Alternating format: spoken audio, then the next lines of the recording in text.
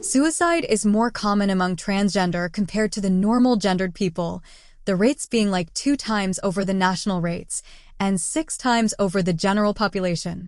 According to a Danish study, transgender people are 3.5 times more likely to commit suicide compared to the rest of the population.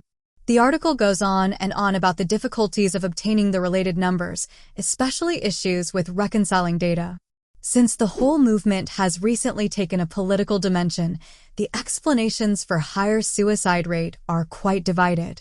On the one hand, those who argue that gender dysphoria is a mental condition might make a strong case for the underlying mental health conditions resulting in the higher risk of suicide, a phenomenon that has constantly been used to explain why women attempt more suicide than men, even though men commit more suicide than women.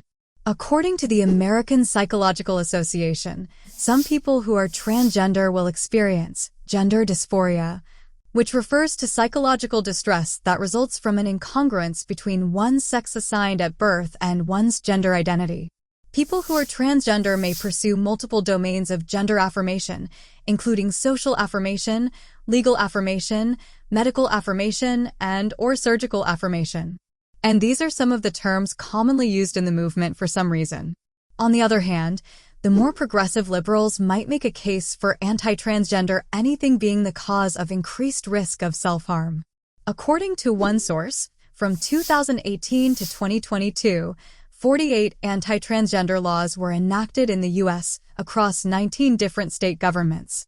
During this time period, anti-transgender laws significantly increased incidence of past-year suicide attempts among transgender and non-binary youth by as much as 72%.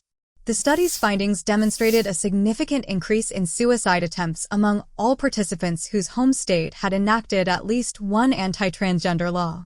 The highest increase in suicide attempt rates, ranging from 7% to 72%, was reported among participants younger than age 18.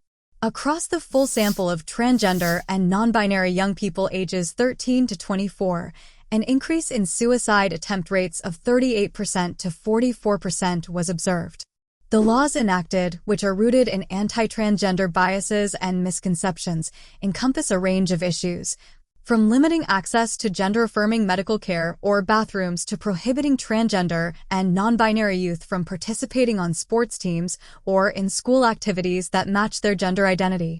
According to this article, researchers theorize that part of the problem may be minority stress, in which people are bullied, discriminated against, socially excluded, or faced with general prejudice